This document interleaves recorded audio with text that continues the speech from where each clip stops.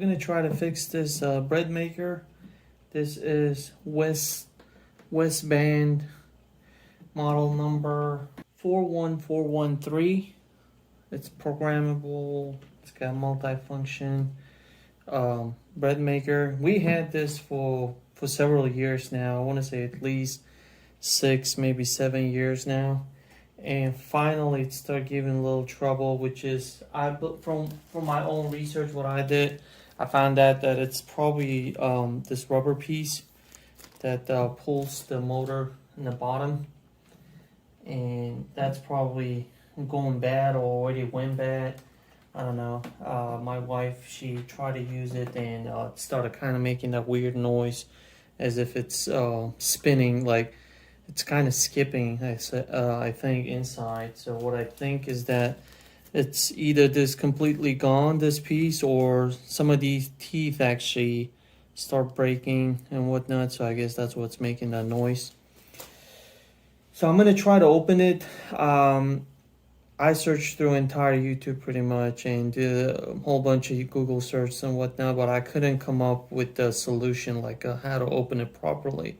There are no videos nor any instructions. So what I'm trying to do right now is that I will try to use this handy dandy Dremel tool and see if I can actually cut this area right here and open this little piece and then try to replace that piece. So either way, if I can make it and if I can fix it, we'll have it working. If not, this is going to trash anyway, because there's no any other way to actually fix this. And from my research, Westband, they don't even actually offer this bread maker anymore. This model is being discontinued for a few years already. So one way or the other, either we're gonna fix it or we're just gonna throw it in the trash. So might as well just give it a try, since I already bought this piece. I found this on eBay for, I want to say, like $14 or $15. So hopefully it'll work. If we can get it fixed, it would be nice. And I hope we can get, a few more years out of this thing. So if we can get it fixed. But anyway, I figured, I would make this video just because, like I said, there are none on YouTube or Google. So let's go ahead and get started, and we'll see where it takes us.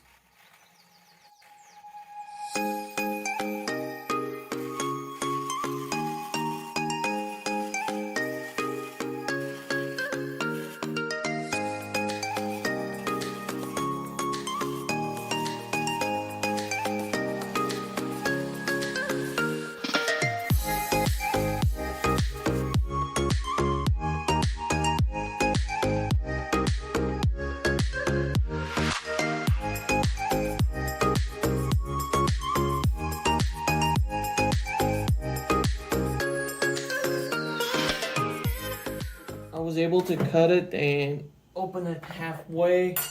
However, there is actually a screw right around this area.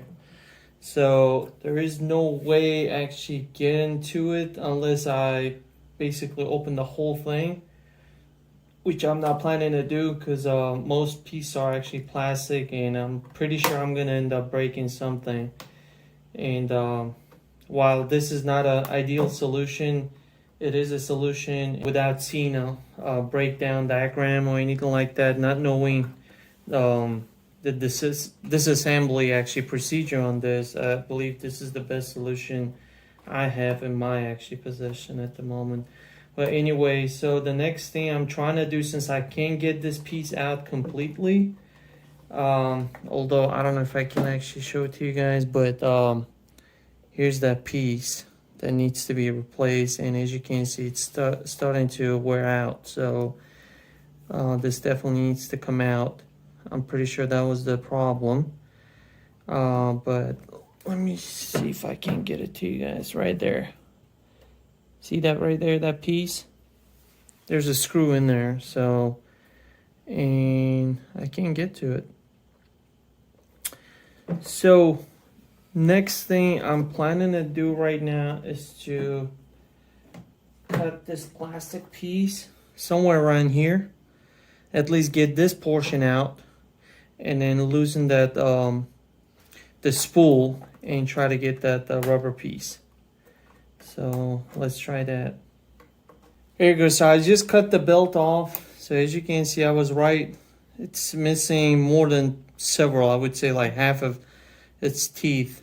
So this is all stripped out, and it's only got this side. So this is what was actually making it work, and as it got to this place, it started skipping. So just as a comparison, here's the new one and here's the old one. So all right, so now we're gonna try to put that back in there.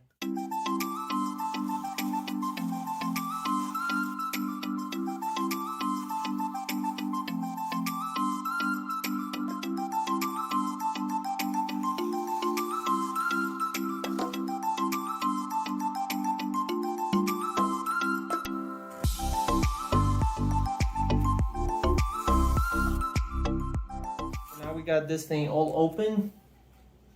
So I will try to put this through here.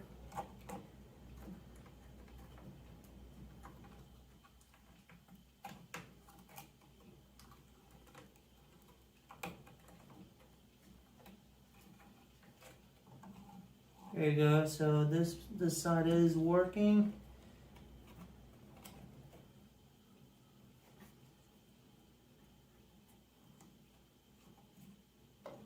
I might have to loosen this piece in order to put that in there. The next thing, in order to loosen these, this wheel right here, you're gonna need a ratcheting wrench and 5/16 socket. So if you don't have ratcheting wrench, any wrench, as long as you have this size, you should be good. Let's try.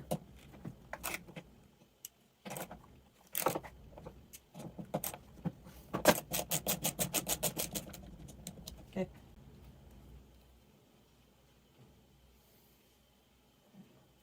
Let's get this thing out.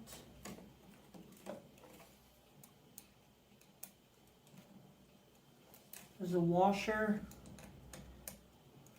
locking washer, and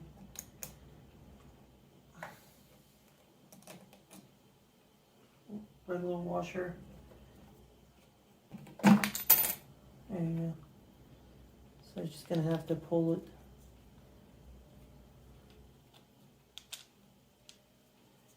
So now we're gonna put it through here.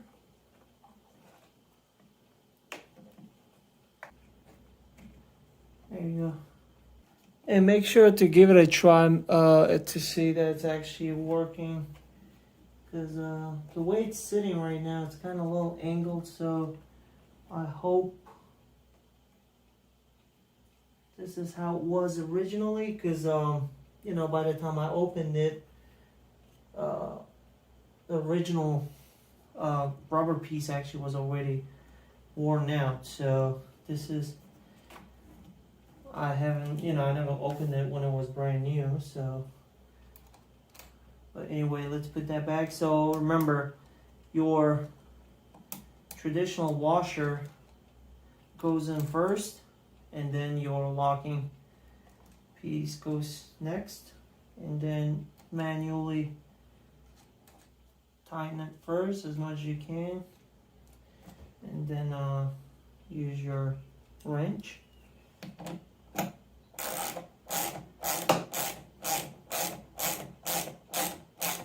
And do not over tighten it. I mean, as long as the lock's in place, it should be good. Looks to be sitting nice and tight. So I guess we'll give it a try. So now we just gotta make sure that we clean up these edges. Make sure no sharp edges are actually left here, in case, you know, in the future, if you need to you know, open it again or whatever, so you don't accidentally cut yourself or you know, gets hung up in somewhere or whatnot.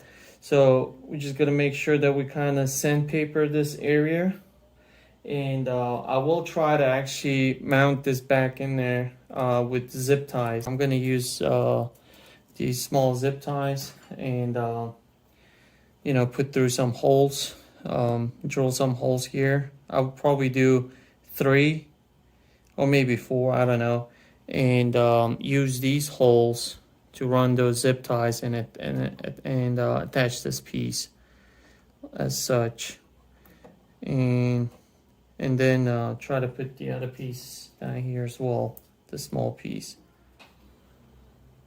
Tools that I ended up using were drill with what size drill bit did I use? I use 11/64 drill bit to run these zip ties through those holes, and also I ended up using a file to clean up these areas. For the most part, I think it came out pretty good, especially this bigger piece. Smaller piece is kind of a little bit iffy, but I'm thinking I may just put like a duct tape just kind of around this area to make it look a little nicer, although no one's really going to be looking at underneath this bread maker. But regardless, just for my own OCD satisfaction, I would probably just put like a little bit of duct tape around it. And yeah, and then I use Dremel with this sand paper kind of thing, just to kind of clean out the edges. And that's it. So if this works for you, you can actually do the same thing and then come up with better solution probably to fix this, like to address this area. There you have it. So I haven't tried to plug it in yet, but I guess we can demonstrate it, and if it works, it works. So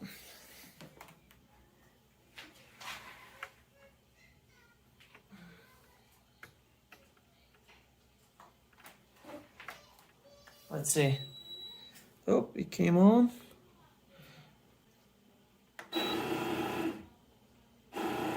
Oh, there you go. No more skipping, because otherwise before it was actually making some weird noise where you could tell that it was actually skipping, and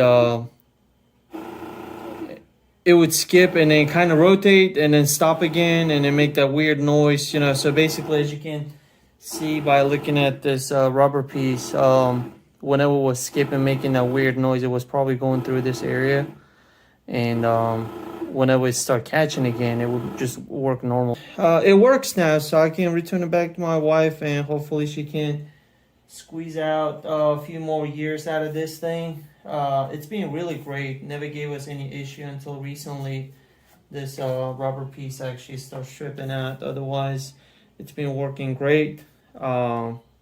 I did ask her if she wants me to actually get a new one. She said if I can fix this, she'll be just totally fine with this. So, and I took her word for it. So I ordered that the rubber piece off of eBay, and it only cost me $15, I guess I would say $15 or $14, and a couple hours of my life to get it fixed. But it was a tedious process.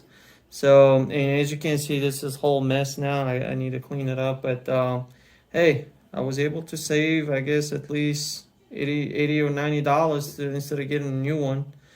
So there you have it. And I hope this video was somewhat helpful. Like I said, I couldn't find any other solutions on YouTube or on Google. So hopefully this will help some of you guys who are facing the same issue. And if you did like it, please let me know in the comment section, so that way at least I know I was able to help someone. And if you have any other suggestions, also feel free to leave them in the comment section. That way other people coming to watch this video can actually get some solutions from you guys as well. That way we all help each other out and find solutions. Thanks for watching. You guys have a wonderful day and take care.